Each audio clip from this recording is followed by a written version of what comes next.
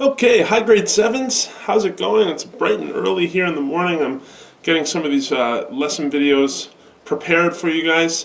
And today we're looking at the Treaty of Versailles. The Treaty of Versailles was this incredible document that was signed at the end of World War One. So I've kind of worked us through this unit of World War One to give us a really basic understanding of what happened, of the countries involved. You know, people do PhD degrees on World War One and on all of these battles that you guys looked at. There's so much that we can look at. It was a massive Great War that spanned over 4 years. But this is kind of the last project, or the last sort of the final lesson that you'll have on this war. This is usually sort of how much I dig into it. We're going to look at the Spanish flu next a little bit, and that's kind of different and new. Obviously, it has a great connection to what we're going through right now, and it'll be really interesting to kind of do a little study on the Spanish flu, which happened to take place very shortly or around the exact same time as this Treaty of Versailles incident. In 1918, the Treaty of Versailles was signed. I have a bit of a document that I will post as a PDF that really gives a good background on the Treaty of Versailles, and I'm actually just going to read a lot from that today, just to kind of give you an understanding of what this is. Sometimes students like to just read a document or read a background to understand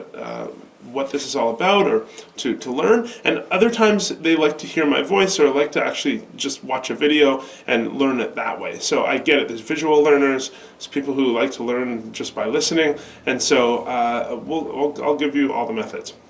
So I'll post this PDF as well. I'm just going to read off of it, and I'll kind of just, as I normally would in class, just kind of make some interjections in between. So World War I had left Europe devastated. Those countries that had fought in it had suffered casualties they'd never experienced before. You can see a big list of these casualties. Britain, for example, had 750,000 soldiers killed. France had 1.4 million soldiers killed. Belgium had 50,000 soldiers killed. Italy, 600,000. The numbers just carry on, right? Russia, 1.7 million. Canada, 61,000 soldiers died in World War I in Canada. And so you can imagine these numbers are pretty wild. What's actually even more interesting, which we'll get into when we learn about the Spanish flu, is actually this flu that came around ended up killing like 20 times the amount of people as World War I, which is absolutely devastating and a little bit terrifying as well. But that's we'll get to that later. But World War I took a lot of these lives, which was really, really sad for a lot of people. A lot of countries felt that certain countries were to blame, and that's what we're kind of going to get into today. At the end of a war, we think, well, who won, right? One of you had a really great quote that you fight a war to end a war, right? And that's absolutely true. Many countries would have been fighting this war to end it. There were a few countries that weren't necessarily fighting it to end it. You know, when you think about Germany and what they were trying to accomplish, sure, they wanted to end the war, but they wanted a lot more, right? Germany wanted to really conquer and take over a lot of land and a lot of countries. So, as we see here, we'll see that we'll learn a term, reparations, it's a term used at the end of a war to when you're placing blame on another country. Sometimes countries have to pay something called reparations, and Germany ended up having to pay many reparations for this war, and it almost too much. It almost was overpowering, and we'll get to that. So I'll continue reading here. The total deaths of all nations who fought in the war is thought to have been 8.5 million to 21 million being wounded. Okay, so 21 million wounded, 8.5 million dead. A lot of people. This was these statistics had never come out from any other war. This was the Great War. This is the first time that this amount of people died in a war because of the technology of warfare involved. So alongside these statistics was the fact that vast areas of northeastern Europe had been reduced to rubble. Flanders and Belgium had been all but destroyed, with the ancient city of Ypres being devastated. The homes of 750,000 French people were destroyed, and the infrastructure of the region had been severely damaged. So thinking about the infrastructure of all these places, you guys researched those battles. You saw how if those battles happened in those places, the infrastructure of those towns and those farms and those areas would be absolutely destroyed. Roads, coal mines, telegraph poles had all been destroyed, and such a loss greatly hindered the area's ability to function normally. The victors from World War I were in no mood to be charitable to the defeated nations, and Germany in particular was held responsible for the war and its consequences. During mid-1918, Europe was also hit by the Spanish flu, and an estimated 25 million people died. This added to the feeling of bitterness that ran through Europe, and this anger was primarily directed at Germany. The attitude towards Germany by the Big Three. The treaty was signed on June 28, 1919, after months of argument and negotiation amongst the so-called Big Three. You'll learn about the Big Three when I show you a little animation, and as well as in this little speech. So, the Big Three were David Lloyd George of Britain, George Clemenceau of France, and Woodrow Wilson of America. So the three leaders of the three nations that essentially won this war. So David Lloyd George of Great Britain had two views on how Germany should be treated. His public image was simple. He was a politician. This was David Lloyd George. He was a politician, and he needed the support of the public, of course. So if he had come across as being soft on Germany, he would have been speedily voted out of office. That makes sense, right? Because obviously the public, this sort of idea that it's Germany's fault, probably ran around the public a lot. And so if you had somebody in office saying, oh, you guys, like, maybe we shouldn't have Germany pay all these reparations. Like maybe they don't need to, maybe it's not only Germany's fault, right? And like, we know it's not. We know there's so many other countries involved in this war, especially at the beginning. I'm interested to hear your thoughts on this.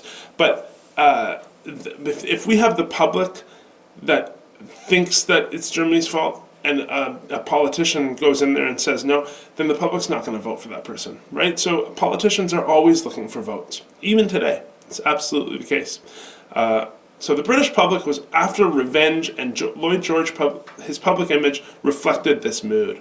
Hang the Kaiser, or make Germany pay. These probably posters would probably be made. This would be like kind of bad propaganda, were two very common calls in the era immediately after the end of the war, and Lloyd George, looking for public support, echoed these views. However, in private, Lloyd George was also very concerned with the rise of communism in Russia, and he feared that it might spread to Western Europe. We've talked about that a little bit in class. After the war had finished, Lloyd George believed that the spread of communism posed a far greater threat to the world than a defeated Germany. So privately, he felt that Germany should be treated in such a way that left her as a barrier to resist the expected spread of communism. He did not want the people of Germany to become so disillusioned with their government that they turned to communism. Okay? Lloyd George did not want Germany treated with lenience, but he knew that Germany would be the only country in Central Europe that could stop that spread of communism if it burst over the frontiers of Russia. Germany had to be punished, but not to the extent that it left her destitute. However, it would have been political suicide to have gone public with those views. So that's the way he thought. He thought that Germany had to be published, but not entirely, right? But obviously, those views were his own, and he couldn't go public with them. Georges Clemenceau of France had one very simple belief, that Germany should be brought to its knees so that she could never start a war again. This reflected the views of the French public, but it was also what Clemenceau himself believed. So, and that was very true of Woodrow Wilson as well. So the three of these people got together, drafted up this Treaty of Versailles, got two representatives from Germany to sign it, sort of almost secretly in a way. And the reparations are just phenomenal, really. Phenomenal as in, it's like a phenomena, like how big this was, right? It essentially destroyed the country of Germany. And so we're not we're not completely surprised when 20 years later, we know what happens in around 1940, 1941, because there begins to rise these echoes of revenge from that country, because of course this treaty completely destroyed the German economy, completely destroyed a lot of that country's power, and so that tied into a rise of that kind of connected with a rise of totalitarian Nazi fascism that started to rise at that time, like in the 1920s, 1930s. That was really, really scary. And then, of course, we had a Second World War. That was also pretty much Germany's fault.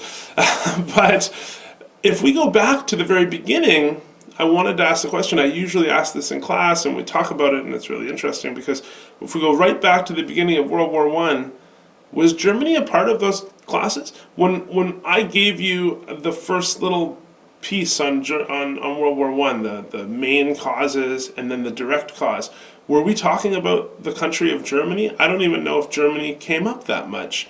I know Austria-Hungary did. I know Serbia did. Right? It's kind of interesting. That has a lot to do with alliances and also how much power the Germans placed on other countries during that war. Right? France was really upset. They were really trying to come over to France, and they were really gaining ground, gaining land, more and more and more and more and more. They always wanted more. And when that didn't, but whose fault was World War I? It is a very, very difficult question. And it is one question that scholars still look at today. So I'm going to put a little cartoon to make this, I'm going to play a little cartoon that makes this a lot easier to understand. There's two little parts to this cartoon. Part one describes what the Treaty of Versailles is and when it happened, and part two, you get to see the reparations some of the reparations that actually were placed upon Germany at this time. Here we go. The Treaty of Versailles, 1919. World War I officially came to an end with the signing of the Treaty of Versailles on June 28, 1919. 32 countries had come together in Paris in January 1919 to hold a conference which would make peace after the First World War.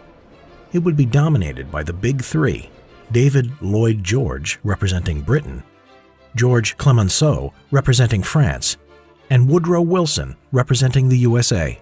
Germany was not invited. The Big Three wanted different things for Germany and disagreed on how harshly they were to be punished, reflecting how their countries were treated in the war. They had to negotiate with each other until there was a compromise. This was difficult because Wilson was opposed to harsh punishment for Germany. The USA had not been involved in the war as long as Britain and France and had not received as much damage. He wanted to prevent another world war by creating the League of Nations based on his 14 points, to ensure Germany would not be destroyed and that Germany shouldn't be blamed for the war. Clemenceau's aims were the harshest of the three, representing the damage Germany had done to France's land and people and its threatening proximity.